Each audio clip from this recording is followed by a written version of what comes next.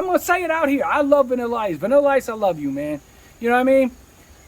He got caught in some bullshit stories because, you know, at that time, all you're trying to do is make money and stay on top. He made it from 0 to 100 in like a blink, and he just wanted to keep what he had. So allegedly he told some lies, and unfortunately the people around him, instead of putting him in some Timbs and a hoodie, they put him in a shiny suit, and he made billions of dollars. So people hate the dude. I don't hate the dude, and I do believe in my heart that he loves hip hop. You know what I mean? And he obviously had a lot of people in hip hop that were down with him, but at the time, like I said, ear to the street, nobody liked Vanilla. So that's what people thought of Eminem when he came out. They were like, all right, because keep in mind, like, he didn't come out with Lose Yourself right from the door. He came out with, hi, my name is, and people said, oh, here we go again, another white dude. That's what they said.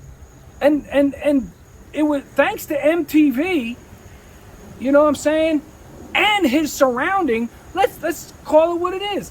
Eminem is a great artist, all right? And I just want to clarify my records. Inquiring Minds was made as a question to Eminem. Listen to the lyrics, listen to the hooks. Jersey, New Jerusalem. Boxcar Productions, another smash.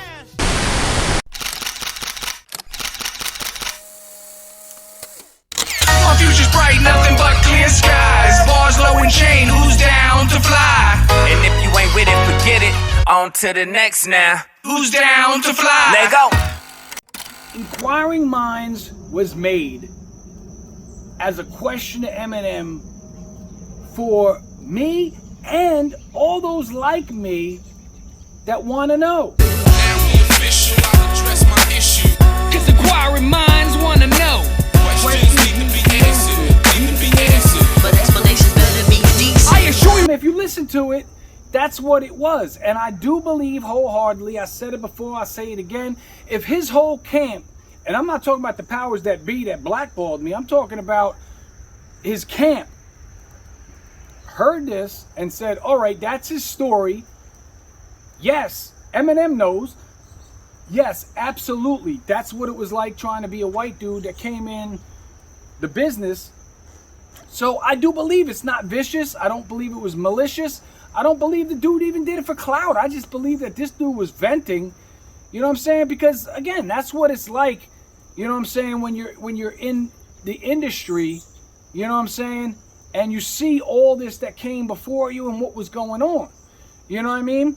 And as far as the other track goes, Shady Biz, you know, I kind of owe M an apology because not knowing if he knew or didn't know or what he did know or whatever, you know, I kind of was just reacting to the A&R dude that was at Shady's record label, Eminem's record label, Shady Records, because we were going back and forth. Long story short, we went back and forth for months, you know, and I was talking to him like I was a manager, and he was talking to me like he was very interested, and we were going back and forth. I'd send him a couple tracks. He'd say, this is dope. Oh my God, I love this bar here. Your dude is pretty good, man. What else you got? Send him some more tracks. All right, you know, that's dope. Oh man, we might go with this one, but I don't know yet. You know what I'm saying? So we would be asking the questions like, yo, man, you gonna kick it up a notch, man? Like, when is somebody else gonna know, man? Are you the low man on the totem pole? Are you the big man? Can you make the decisions? What's going on? And he's like, we just don't hear a single yet. So send us the stuff. Now back then, it wasn't like you laid in your bed and made your stuff like people do today. You actually went to a studio, recorded your stuff, and that's what I did. But this particular day, I was so excited that this dude was saying, hey man, let's hear what you got. I just zipped to my studio, which by the way, got my ass beat by one of those cops that particular day. You know what I mean? Ran in the studio, grabbed it, ran right to the FedEx, popped it in the FedEx, sent it out to dude. You know what I mean? I didn't even check it. You know what I'm saying? So I was talking to my man, and I was like, yo, what's up, man? You know, and we were just talking. He was like, yeah, man, but, you know, why would you want to be on that dude's label? Like, you know what I mean? I was like, because, man, my man's on the come up, you know, this, that, and the other, blah, blah. You know, maybe the last shit was bullshit. You know what I mean? It seems like he's got his act together, whether it was, you know, I kind of said it different then than now. But, you know, whether it was somebody in his cipher schooling him, or some of the questions that were raised about him, or whatever, he seems to be back on cue with the hip-hop now, like, you know what I'm saying? But it doesn't change the fact that, you know, it is what it is, you know what I mean? So I was like, you know, we'll see what happens. So I call a couple weeks later, and the dude that was so well receiving, now mind you, I was talking to him as manager, but he was so on my artist, which was me, you know, like, yo, I think we're gonna, you know, we hear something with a single that, you know, we're gonna have a meeting with Marshall. And I was like, oh, that's dope, you know, like, let's do it. You know, I was so excited. And now this dude was like, yo, man, do me a favor, lose our number, you know what I'm saying? There's nothing more we could do. We decided, you know, we ain't fucking with you. And I was like, yo, what is that about? And he's like, man, is this a joke? And I was like, what do you mean? He said, yo, you put that track on there, you're trying to get a deal with a dude that you're dissing on a record, man? Is this like some type of new shit that you're on? And I was like, I don't know what you're talking about. And he actually, you know, I think he played the shit. Like, I was like, come on, man. Like, my man at the studio put Inquiring Minds on my demo. Like, why would you do that? Like, I mean, you know, by all means, once we got to that thing, I absolutely, I'm just that dude. I would sit down, even if Eminem himself said, listen, we want to sign you, this, that, and the other. I wouldn't just go, whoop, I don't know nothing about it, hope we don't find out. I would say, look, man, dig, I appreciate the opportunity, but I want to be forthcoming.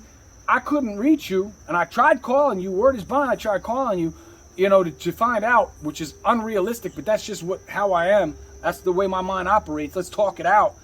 And I couldn't, so I just thought I'd send this track out, and one way or another, you were going to get back to me. Either you're going to diss me, or you were going to respond in an interview or something, how much you knew about hip-hop and why you didn't in the beginning, thank people at different award ceremonies or in interviews or whatever, why you did what you did. I mean, there was a lot of silliness and a lot of thanking the people around you, but it wasn't like the Eminem in interviews in the beginning was not the now, you know, well-versed in hip-hop Eminem by any stretch. So, but like I said, I don't care how you find God as long as you found God, and he found God, you know what I mean? And he might have all found God the whole way, and being a new artist didn't know how to do interviews and stuff. I mean, I'm still, you know, my problem is I just can't shut the fuck up. Obviously, we're turning this, you know, hour and a half interview into a mini series, but you know, it is what it is, man. So we put out, you know, I got on the phone with him and he's saying all that. This is bullshit. Eminem will bury him. Your dude is garbage. Now, I know that's not the case because we wouldn't have gotten to that level of negotiations and me sending him all them packages if I was garbage. So I don't know why I let that bother me, but just the MC in me, I guess that bothered me. So I smoked it out. I went to the studio and I literally put on that New York track by fatjoe and Jada and I think Ja Rule. And I just literally, I freestyled like more than half of the first verse. And I had a bunch of guys in the studio come, they were in the session after me and they were like, yo, that shit is dope. Are you talking about the white boy? You know, talking about Eminem. And I was like, yeah, man, this is what happened and blah, blah, blah. And they were like, yeah, fuck that, man. You know what I'm saying? You should make that a whole song and fuck that dude. And like they was amping me up and I was amped up and I was like, yo. So I wrote the rest. I went to my man. I got him to put a regular track to it so there wouldn't be any problems with the fatjoe thing, you know, fatjoe track. And we just put it out there. We actually put out both versions on a mixtape and threw it out there. You know what I'm saying? Like it was the original and a remix. And it was everywhere to the point where a popular radio show called us up and said, yo, this is a lot of fire. We're probably going to get shot or blackballed, but we're going to put it on the air before such and such a show. I'm not going to mention any names because A, I don't want to catch up anybody else and any more bullshit, you know, but, you know, if anybody people know, because obviously it was a big, not big record, you know what I mean? I don't know how else to say it. So obviously, if anybody else wants to put that on blast, and so be it, you know what I mean? But, you know, obviously it worked for them because they went on to bigger and better things than radio, you know what I'm saying? Even after the threats from Eminem's I guess the big label, the execs, whatever, said, listen, you know, and I'm not saying this is what they said, but I was just told in no uncertain terms that a call was made. They have to pull the record. We had a good run. I was told it was too much fire on one record. Be careful out there. Don't get yourself shot because people know about the record. There's going to be ramifications because there's already been a threat to us that we're not going to see any more artists from that, let's just say, conglomerate unless we pull you, and that's that. You know, good luck. Have a nice day. So I was like, oh, shit. Like, we struck a nerve. So now he must know. Somebody must know. You know what I mean? And when you're a hip hop MC, you don't think of it as that. You don't think of the power and the blackballing part of it. You think of it as, all right, we got our point across. I said in the record, what else they want me to say? I said it, some things, but in the first record, I was asking questions. I even said, listen, I got most of your shit. Like, so that admits to, it's not a diss record. The first one wasn't a diss record, so everybody needs to stop saying that. I said some chin check language, but that a diss record does not make. You know what I mean? When you're basically asking a dude to answer you, and hey, I got most of your shit, so that's not a diss record to say, hey, I bought all your records. You know, how's that a diss record? So Inquiring Minds is what it was, and people can believe what they want. Shady Biz was more at me being an MC. Like any MC out there, if you poke the bear. You know what I mean? You know, I was just upset, and I apologized to Eminem because I do believe that he didn't know about either record. I gotta believe him and his internal camp probably didn't know about either record, but somebody did. Somebody that said, look, that knew the rules. There can only be one white boy, and you're not gonna fuck up our white boy because that's our meal ticket. And this dude's going places, and we've got a kick-ass lineup around him. He's got the best manager in the business, and Paul Rosenberg, word is mine, you are the best. I did research you, and I have seen your work, and I would cut off my legs and roll myself on stage to have you represent me, but that's neither here nor there. He's got Jimmy Iovine, which again, I've said this many times, I've said it before, Jimmy Iovine is a fucking genius. Like, forget all the rap stuff that he put out there that's been hip-hop history rap stuff. The stuff he did with rock music, because keep in mind, I got a well-rounded background.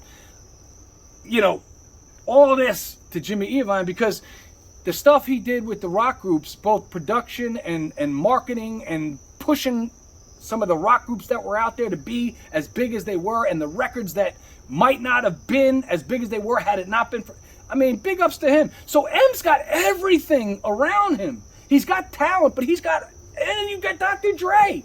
I mean, God, if Eminem doesn't look in the mirror every day and say, God damn, I hit the fucking lottery.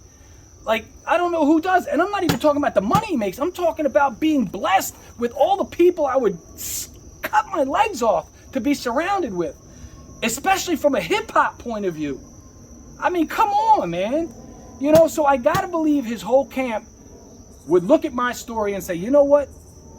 You know, if you know, going back to that other thing again, being a superstar, I would sit and I would like to just have a conversation with him. If I never got to work with him, if I never got signed by him, if his management wouldn't fuck with me, if none of that happened, I would just like to have a conversation, because he's got to know how blessed he is and how much I respect him as a father and how much I would give my everything to be in a position like he is, to just be able to sit around all day and do what he loves, which is write rhymes, which is why he got so good. Because if all you have to do is do what you love, you're going to be the best on the planet.